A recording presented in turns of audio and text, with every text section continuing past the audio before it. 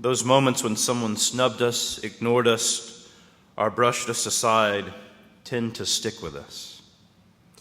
You hold open the door for someone and they breeze right past you. You greet a neighbor and they blatantly turn away, acting like they didn't see you. It hurts.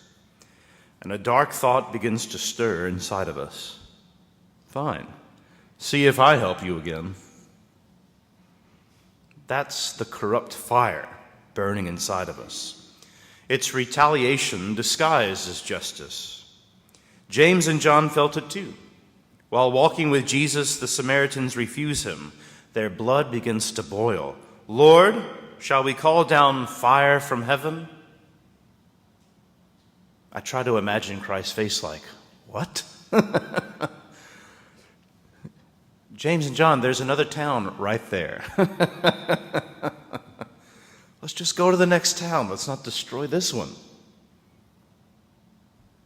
It didn't even seem like an option.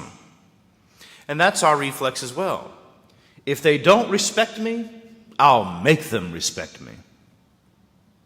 But look at Jesus. He's no longer wandering from town to town anymore. His face is set resolutely toward Jerusalem. The lamb must be offered where the lambs were sacrificed in the Old Covenant. He knows the hour of his cross is near, so he walks straight towards it. And when his messengers are refused lodging, he lets it happen. He knew they wouldn't be welcomed, but he sent them anyway. Why? To train his disciples. If they were going to be his witnesses, they had to learn rejection and how to bear it. The mission of Christ does not advance by fire, but by patience, mercy, and endurance. And here's the wound in us. We'd rather scorch our enemies than keep walking with Jesus. We want to stay behind and ruminate on it.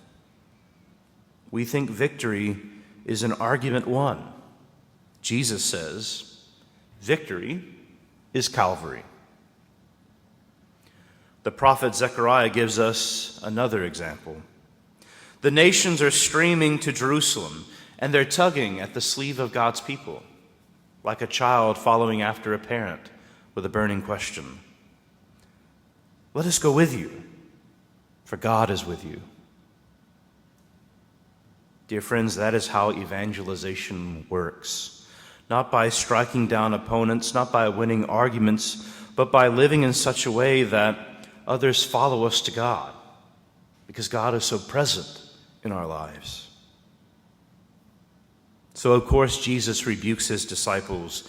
You do not know what spirit you are of. The Spirit of Christ is not vengeance. Perfect love has no need for revenge. Mercy opens more hearts than punishment ever will. Even those Samaritans who rejected him, who Christ spared that day, later they would come to believe after the cross. We ourselves struggle with that same temptation. We want fire. We want to delight at people getting their just desserts. We love it when that comeback line lands, when we get that social media win, and when our neighbor is put in their place. Yeah, they got what was coming to them.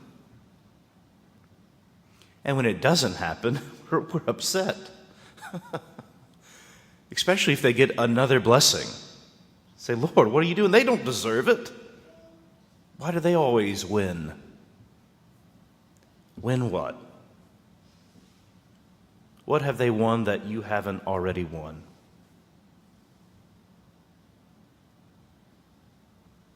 What if we let instead mercy do its work?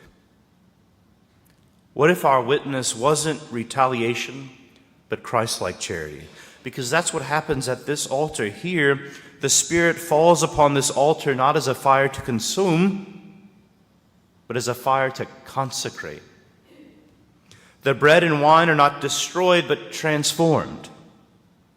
The Eucharist reveals his heart not to destroy life, but to redeem it. This is the presence we receive. This is the presence we're meant to become.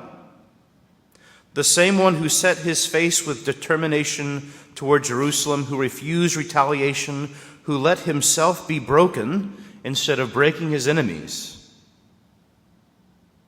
He places himself in our hands, saying, "Now go, love one another as I have loved you. Carry me even into the places where you know you are not welcomed. Let patient charity, not resentment, be your answer when the world rejects you." That leaves us with a simple question. When someone slights you today, when they reject you, will they see a corrupt, bitter fire rising up within you? Or will they witness the mercy of Christ instead? Who will they see today when they encounter you?